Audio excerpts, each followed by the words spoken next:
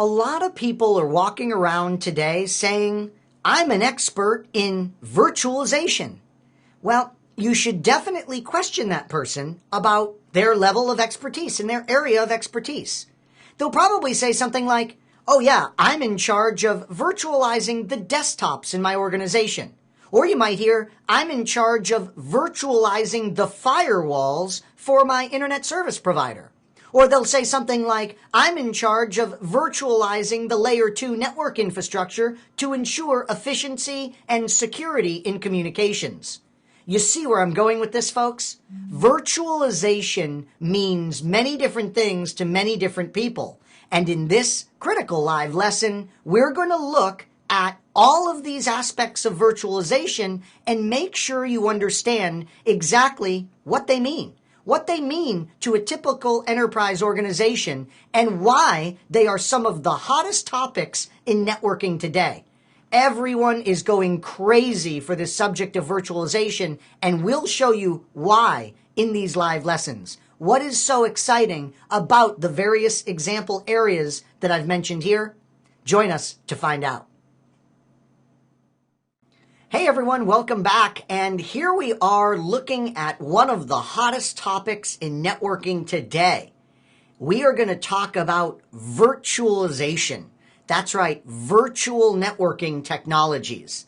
While this is a hot topic, it's something that if someone comes up to you and says, hey, do you know about virtual networking or do you know about virtualization? You might have to stop that individual. That's right, you may have to say to that individual, now wait a minute, what exactly are you talking about here when it comes to virtualization?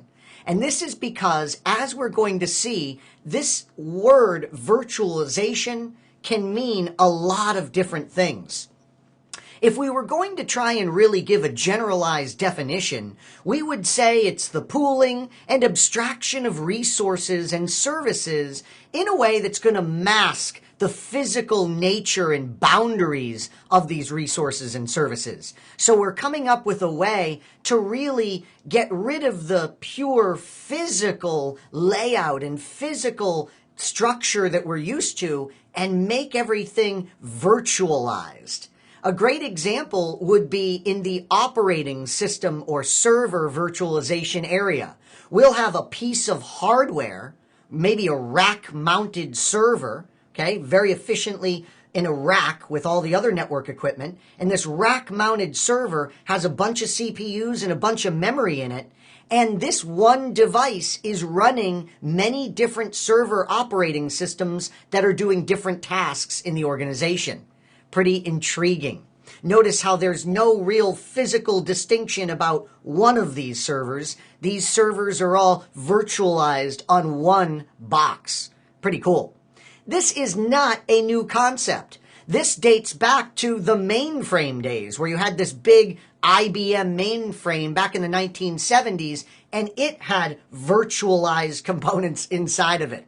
So we've kind of come full circle. It's very interesting. Initially, we had all our network equipment virtualized and centralized with the IBM mainframe, and then there was this big push to client-server computing, where some of the resources would be up in the server room, and the client was doing more and more, and now we've come full circle. We're putting everything back into these data centers that are virtualized, and we're not doing much of anything out on the client once again.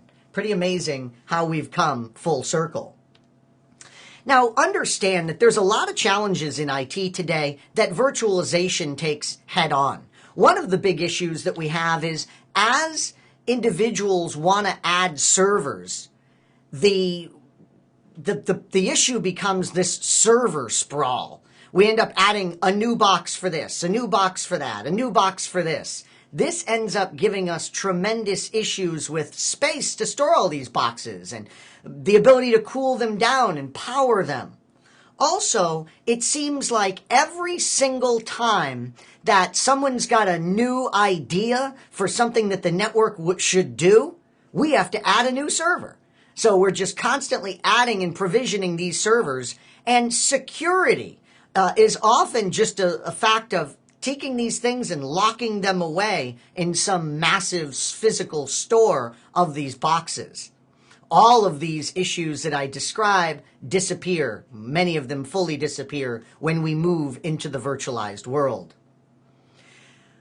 Now, like I said, with virtualization, we really have to stop someone and say, okay, exactly what do you mean by virtualization? Because we can virtualize our servers, as I described. We can virtualize the network, and that's obviously a big focus in Network Plus. We can virtualize storage, applications, and perhaps today the most famous instance of virtualization, what many people think of right off the bat when they think virtualization, is desktop virtualization. Yeah, it's the ability to run multiple operating systems as needed at the desktop level. One of the reasons this became so famous was because of the Mac and Windows contest, if you will, for lack of a better way to say that. Yeah, we know that a lot of people love the Mac, a lot of people love Windows. Wouldn't it be great if you could easily run both? Well, one famous company called Parallels, and you can see that I'm about to run it down here in my taskbar or whatever they call this in the Mac, forgive me, application launcher or whatever. So here I just launched Parallels, and now what we're going to have the ability to do, as you can see, is run Windows 7 stuff and Mac stuff right on the desktop, seamlessly right on the desktop. Pretty cool. And of course, VMware wasn't going to be left out here. Really considered the key virtualization company, certainly one of the first to make great strides in virtualization. VMware has their own product that does this, called VMware Fusion on the Mac for running Windows. Now watch this, really, really cool. I can go ahead and launch Windows stuff very easily here. So I click on my Parallels and look at this. Here is the Windows operating system right inside the Mac. So I just went ahead and launched. Oh, and wait a minute. I noticed that you're not able to see this. All right, let me fix that. Just one moment here.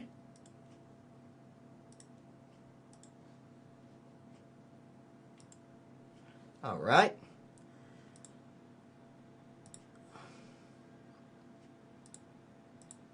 Okay.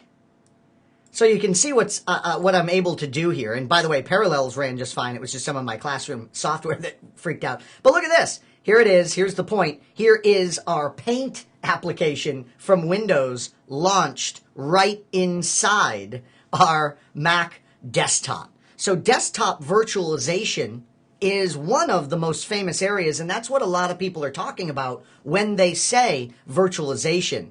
But suffice it to say that that really is just one of many aspects of this, and probably overall the least important aspect of it, I've got to be honest. Things like storage and network virtualization tend to become much more important for organizations. If they want to outsource their IT department, or if they want to take a department and completely sandbox it away from all of the other departments, network virtualization allows this. Now, when we talk about network virtualization, we can typically break it down into four areas: the control plane and virtualizing routing processes, the data plane and being able to get many, many different streams of traffic from many different departments, let's say, on one channel, management plane virtualization, where we can go ahead and really just abstract and leave wide open how we're going to manage and virtualize the management of the device. And then finally, pooling and clustering of resources, where we might take a bunch of physical switches, cable them together, and have them act like one switch. Cisco has what's called VSS, the virtual switching system, which allows you to do this.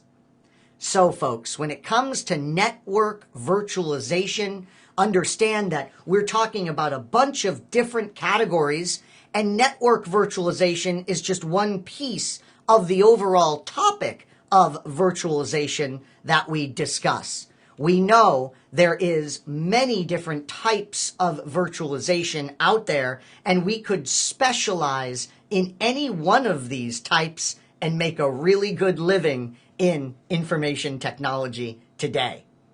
So I hope you got a good sense for this virtualization topic, and we're going to go ahead and bring it up again where appropriate in subsequent videos.